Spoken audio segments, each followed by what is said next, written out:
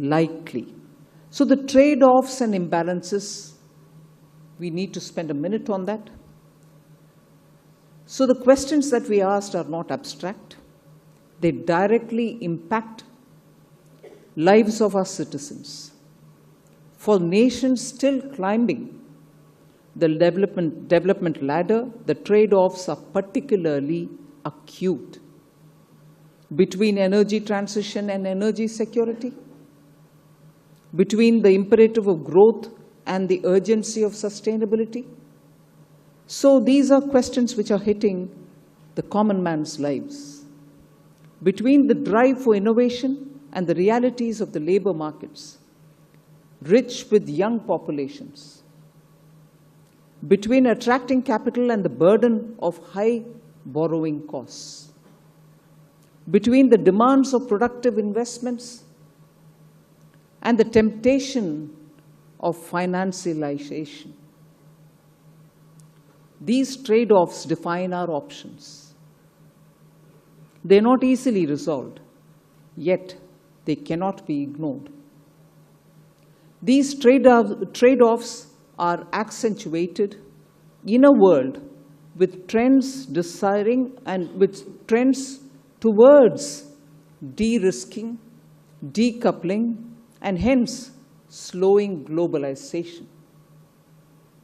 Globalization, economic integration, and immigration are not natural states of affairs. They can unravel under pressure as they have in the past.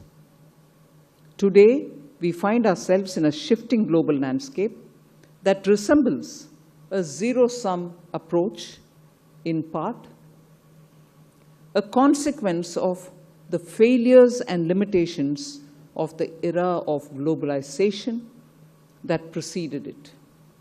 So overlaying these in a world of profound imbalances, trade imbalances have hollowed out industries in some nations while creating overcapacity in others. Financial imbalances have concentrated wealth in speculative sectors while depriving the real economy of investment.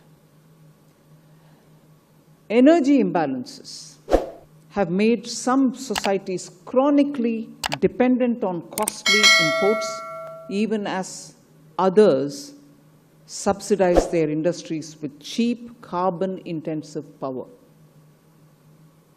Net zero commitments pursued with regard to trade-offs risk driving up costs for developing economies while constraining their growth.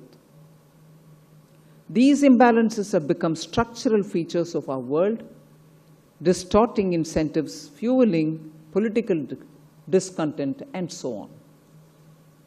So the task before us,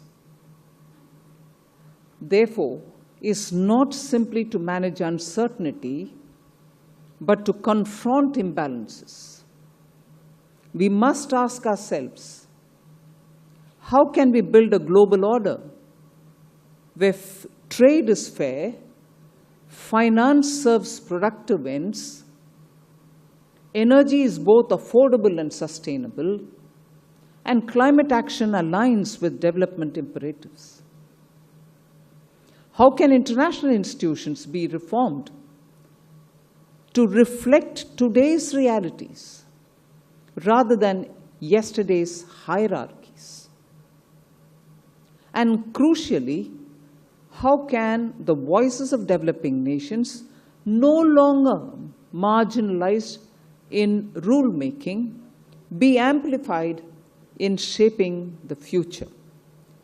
The choices we face are stark, and already we see efforts to reimagine the global financial system itself. Innovations like stable coins are transforming the landscape of money and capital inflows.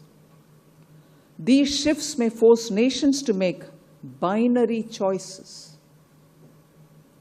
adapt to new monetary architecture, or risk exclusion.